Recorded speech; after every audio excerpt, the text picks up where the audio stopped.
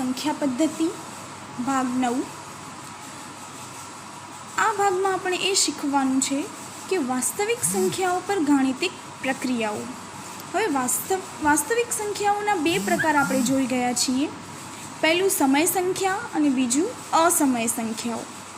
તો સમય સંખ્યાના સરવાળા અને ગુણાકાર ઉપર ક્રમનો નિયમ, જૂથનો નિયમ અને વિભાજનનો નિયમનું પાલન કરે છે એ આપણે સૌ જાણીએ છીએ। તમે એવા ઘણા જ બધા દાખલાઓ ક્રમના નિયમ, જૂથનો નિયમ, વિભાજનનો નિયમ ધોરણ 7 અને 8 માં ભણી ચૂક્યા છો।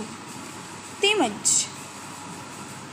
સમય સંખ્યા એ સંવૃત્તાનો ગુણધર્મ ધરાવે છે, એટલે કે સમય સંખ્યાનો ગુણાકાર ભાગાકાર કરવાથી તમને સમય સંખ્યા જ પાછી મળે છે। હવે આપણે જોવાનું છે કે અસમય સંખ્યા ઉપર સરવાળો, ગુણાકાર આ બધાના ક્રમનો નિયમ, જૂથનો નિયમ લાગુ પડે છે અને વિભાજનનો નિયમ લાગુ પડે છે, અને જો પડે છે તો એનું શું પરિણામ મળે છે।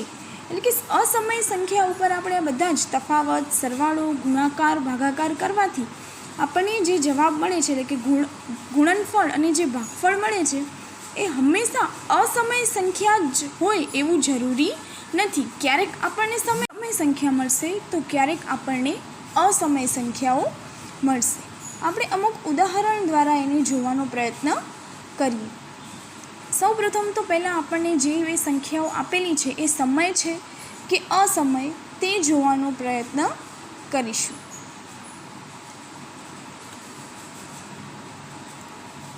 ચાલો ઉદાહરણ,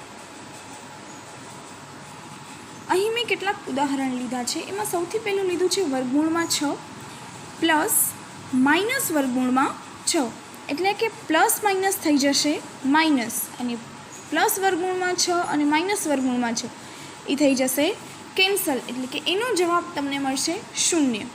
ત્યારબાદ બાજુમાં તમને આપેલું છે વર્ગમૂળમાં 2 માઇનસ વર્ગમૂળમાં 2, એટલે કે વર્ગમૂળમાં 2માંથી વર્ગમૂળમાં 2 બાદ કરો તો તમને મળી જાય મતલબ બંને જે પ્લસ માઇનસ છે એ કેન્સલ થઈ જશે, એટલે જવાબ મળશે 0। ત્યારબાદ આ છે સરવાળો, આ છે તફાવત। હવે આવે છે ગુણાકાર, કે વર્ગમૂળમાં 3 ગુણ્યા વર્ગમૂળમાં 3, તો વર્ગમૂળમાં 3 કેટલી વખત આપેલું છે? 2 વખત આપેલું છે, એટલે કે આ થઈ જશે વર્ગમૂળમાં 3નો વર્ગ, અને વર્ગમૂળ કેન્સલ થઈ જશે, એટલે તમને જવાબ મળશે 3। ત્યારબાદ વર્ગમૂળમાં 17ના છેદમાં વર્ગમૂળમાં 17, તો એનો જવાબ મળે છે તમને 1। એટલે કે અહીં જોઈ શકો છો કે આ જેટલી પણ તમને સંખ્યાઓ આપેલી છે એનો સરવાળો, બાદબાકી, ગુણાકાર અને ભાગાકાર કરવાથી તમને જે જવાબ મળે છે એ અસમય સંખ્યા નથી મળતી, પરંતુ સમય સંખ્યા છે એ મળે છે। એટલે કે દરેક વખતે આપણે એવું ન કહી શકીએ કે અસમય સંખ્યાનો સરવાળો કરવાથી તમને સમય સંખ્યા જ મળશે કે અસમય સંખ્યા મળશે। હવે અમુક એવા ઉદાહરણ જોઈએ કે જે સમય છે કે અસમય આપણે કહી શકીએ। ચલો, એક આપેલું છે 7 ગુણ્યા વર્ગમૂળમાં 5, ત્યારબાદ આપેલું છે 7 ભાગ્યા વર્ગમૂળમાં 5।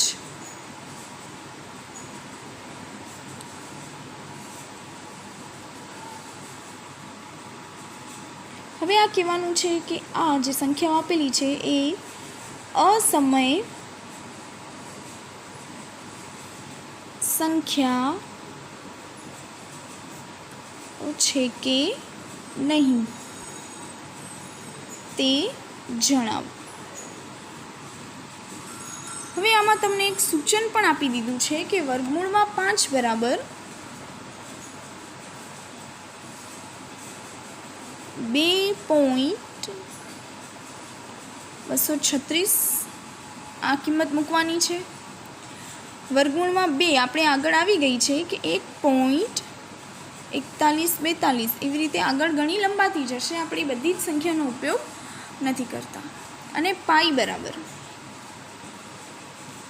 3.1415 આ સંખ્યાઓ છે, બરાબર। મતલબ કે આ ત્રણેય જે વર્ગમૂળવાળી સંખ્યાઓ આપેલી છે એનો જવાબ તમને અહીં આપેલો છે।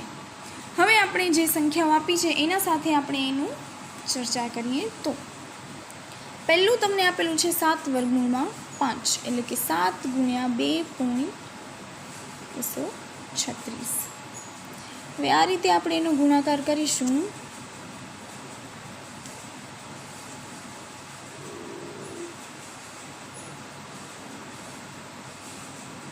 તો મળશે તમને, અને આ અનંત સુધી છે એ લંબાયેલું છે.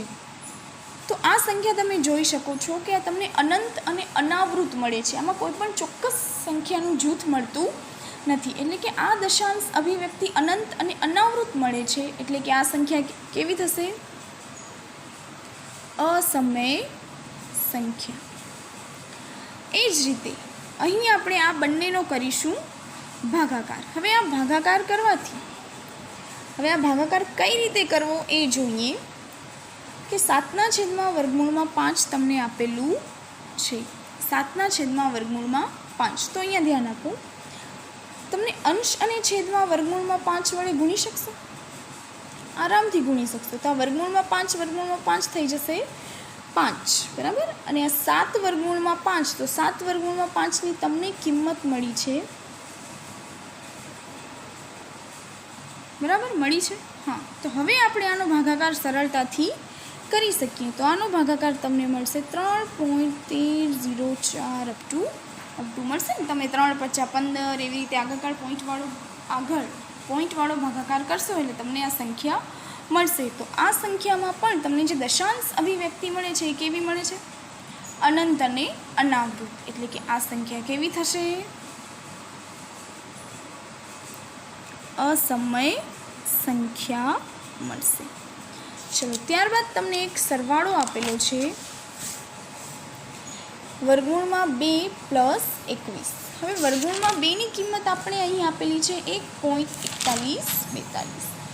તો આ 1.4142 પ્લસ 21, તો આનાથી શું મળે તમને? 22.4142 અનંત સુધી મળશે. તો આ સંખ્યા પણ તમને કેવી મળે છે? અનંત અને અનાવૃત. આ સંખ્યાની તમને જે દશાંશ અભિવ્યક્તિ મળે છે એ મળે છે અનંત અને અનાવૃત. અને અનંત અને અનાવૃત દશાંશ અભિવ્યક્તિ જેની મળતી હોય એ બધી જ સંખ્યાઓ કેવી કહેવાશે? અસમય સંખ્યા. ત્યારબાદ તમને આપેલું છે π - 2. પાઈની કિંમત આપણે લીધી છે 3.1415 અને -2. તો હવે આ થઈ જશે 1.1415. તો આ સંખ્યાની દશાંશ અભિવ્યક્તિ તમને મળે છે અનંત અને અનાવૃત. તો અનંત અને અનાવૃત દશાંશ અભિવ્યક્તિ જેની મળતી હોય, અનંત અને અનાવૃત દશાંશ અભિવ્યક્તિ જેની મળતી હોય એ સંખ્યાને આપણે કેવી કહીએ છીએ? અસમય સંખ્યાઓ. એટલે આના ઉપરથી તમે જોઈ શકો છો, આપણે બંને પ્રકારના ઉદાહરણ જોયા.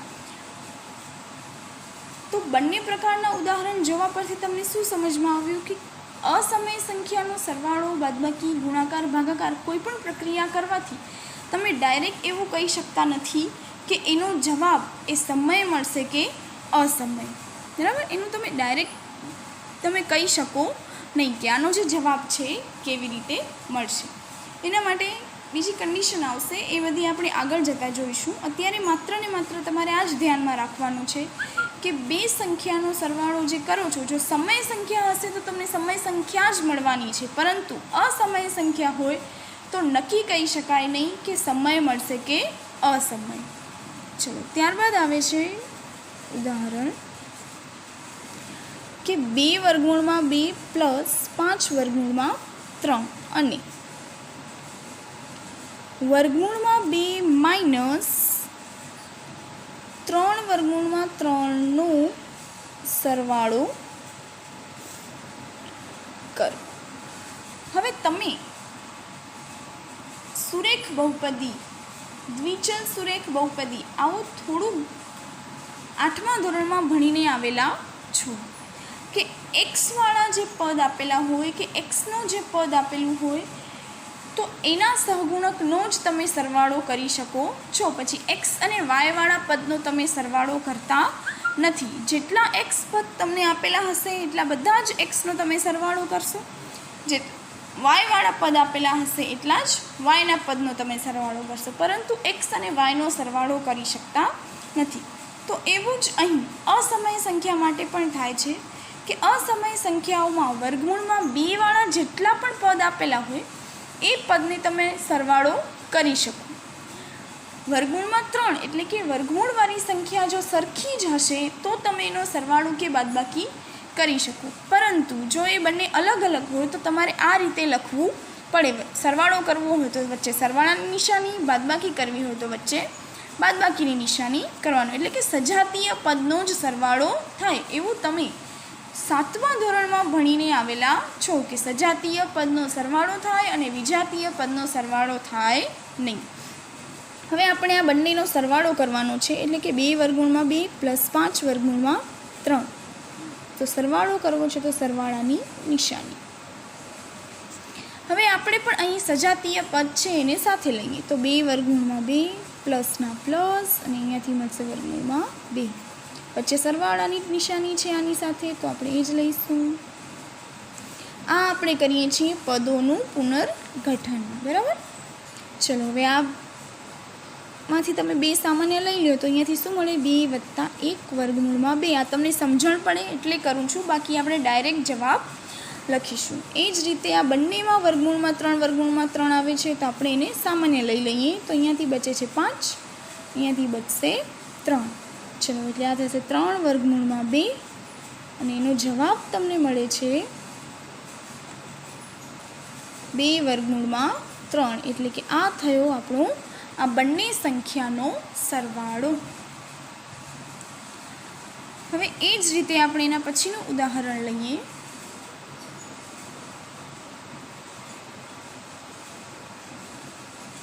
છ વર્ગમૂળમાં 5નો 2 વર્ગમૂળમાં 5 સાથે ગુણાકાર કરો.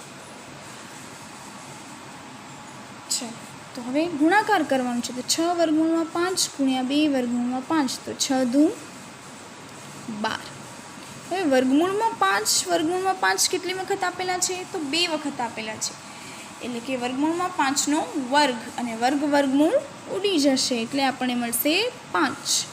તો 12 × 5 = 60. એટલે કે આનો જવાબ આપણે મળે છે 60. સરવાળો અને બાદબાકી કરતી વખતે જ સજાતીય પદની ધ્યાન રાખવાની છે. બરાબર. બાકી વર્ગમૂળવાળી દરેક સંખ્યાઓનો ગુણાકાર ભાગાકારના નિયમ પ્રમાણે જ વર્તવાનું રહેશે. ત્યારબાદ ઉદાહરણ લઈએ. 8 વર્ગમૂળમાં 15નો 2 વર્ગમૂળમાં 5 સાથે ભાગાકાર 2 વર્ગમૂળમાં 5 વડે ભાગાકાર કરો. ભાગાકાર કરવાનું છે એટલે કે 8 વર્ગમૂળમાં 15 અને એના છેદમાં આપણે લખીશું 2 વર્ગમૂળમાં 5 લખીશું. ચલો આ તો તમને ઉડાડતા આવડશે. હવે આ વર્ગમૂળમાં 15 જે છે એને હું 5 × 3 લખી શકું. 5 × 3 = 15. આના પરથી જ આપણે વર્ગમૂળના અમુક નિયમો ભણવાના છે. તો હવે વર્ગમૂળમાં 5 જે છે, વર્ગમૂળમાં 5 × 3 એને આપણે લખી શકીએ વર્ગમૂળમાં 5 × વર્ગમૂળમાં 3 છેદમાં વર્ગમૂળમાં 5. વર્ગમૂળમાં 5 વર્ગમૂળમાં 5 ઉડી ગયા એટલે આપણને મળ્યું 4 વર્ગમૂળમાં 3. ચલો આપણે સૌ પ્રથમ વર્ગમૂળવાળા જે નિયમો છે એની ચર્ચા કરી લઈએ. તેમાં સૌથી પહેલો નિયમ છે કે ધારો કે સૌથી પહેલા નિયમ પ્રમાણે આપણે ધારી લઈએ કે ધારો કે a અને b વાસ્તવિક સંખ્યાઓ છે. હવે વાસ્તવિક સંખ્યાનો સૌથી પહેલો નિયમ એ જ છે જે આપણે આમાં અપ્લાય કરેલો છે કે બે સંખ્યાનો ગુણાકારનું વર્ગમૂળ તમને આપેલું છે તો એ બંનેને તમે અલગ અલગ વર્ગમૂળના સ્વરૂપમાં લખી શકો છો. વર્ગમૂળમાં a ગુણ્યા વર્ગમૂળમાં b. ત્યારબાદ જેમ ગુણાકાર કરેલો છે તેમ જ આપણે એનો ભાગાકાર લીધેલો છે કે વર્ગમૂળમાં a ના છેદમાં b બરાબર વર્ગમૂળમાં a છેદમાં વર્ગમૂળમાં b. હવે જે ત્રીજું નિત્યસમ છે એ પહેલી જ લાઈન જે અમે લાઈન આપી છે એ જ એનું નિત્યસમ છે. નીચે જે બોક્સ કરેલું છે એ એની સમજૂતી આપેલી છે. એટલે કે વર્ગમૂળમાં a પ્લસ વર્ગમૂળમાં b બીજા કૌંસમાં વર્ગમૂળમાં a માઇનસ વર્ગમૂળમાં b. આ આપણું એક નિત્યસમ જ છે કે એક વખત પ્લસ અને એક વખત માઇનસવાળો કૌંસ આપેલું હોય તો પહેલા પદનો વર્ગ માઇનસ બીજા પદનો વર્ગ. તો અહીં આપણે પહેલા પદનો વર્ગ કરીએ છીએ એટલે કે વર્ગમૂળમાં એનો વર્ગ માઇનસ વર્ગમૂળમાં બીનો વર્ગ. તો આ જે વર્ગમૂળ જે આપેલા છે એ કેન્સલ થઈ જાય છે. તો એ કેન્સલ થઈ જવાથી આપણને મળે છે a માઇનસ બી, જે આપણે અહીં ડાયરેક્ટ લખ્યા છે. ત્યારબાદ જે ચોથું નિત્યસમ છે એ પણ એ જ સમજાવે છે કે a પ્લસ વર્ગમૂળમાં બી એ માઇનસ વર્ગમૂળમાં બી હોય તો એનાથી આપણને મળશે પહેલા પદનો વર્ગ. તો પહેલા પદનો વર્ગ થશે એનો વર્ગ. ત્યારબાદ બીજા પદનો વર્ગ એટલે કે માઇનસ બીજા પદનો વર્ગ તો વર્ગમૂળમાં બીનો વર્ગ. તો એ આ જ રીતે વર્ગ વર્ગમૂળ કેન્સલ થઈ જશે એટલે એના ઉપરથી આપણને મળે છે a વર્ગ માઇનસ બી. ચલો હવે પાંચમા નિત્યસમની વાત કરીએ તો અહીં તમને બે કૌંસ આપેલા છે. અહીં તમને જે બે કૌંસ આપેલા છે એ બંને કૌંસનો ગુણાકાર કરવાનો છે. એ બંને કૌંસનો ગુણાકાર કઈ રીતે કરવો? તો પહેલા કૌંસનું પ્રથમ પદ બાકીના બંને કૌંસ મતલબ બાકીનો જે કૌંસ છે એના બંને પદ વડે ગુણાકાર કરશે. તો કઈ રીતે? તો વર્ગમૂળમાં a c. ત્યારબાદ આપણને મળશે પ્લસ વર્ગમૂળમાં a d. હવે બીજા પદનો વારો કે જે બંને સાથે ગુણાશે, વર્ગમૂળમાં bc અને વર્ગમૂળમાં bd. આ થશે નિત્યસમ 5. ત્યારબાદ આવે છે નિત્યસમ 6, વર્ગમૂળમાં a પ્લસ વર્ગમૂળમાં b આખાનો વર્ગ. તો ચલો આને આપણે છૂટું પાડીએ તો કઈ રીતે થશે? નિયમના 2 પહેલા પદનો વર્ગ નિયમના 2 ગુણ્યા પહેલું પદ ગુણ્યા બીજું પદ અને અંતિમ પદનો વર્ગ. આ હું તમને સમજાવવા માટે લખું છું. જવાબ એનો આ છે. વર્ગ વર્ગમૂળ ઉડી જશે એટલે કે a પ્લસ 2. હવે આખામાં લખી શકાય.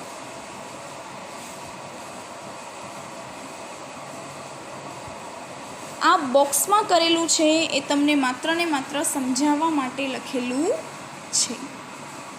એનું નિત્યસમ જે છે એ આ છે. બરાબર? ચાલો આ જ નિયમનો ઉપયોગ કરતા અમુક દાખલાઓ જોઈએ કે સાદુરૂપ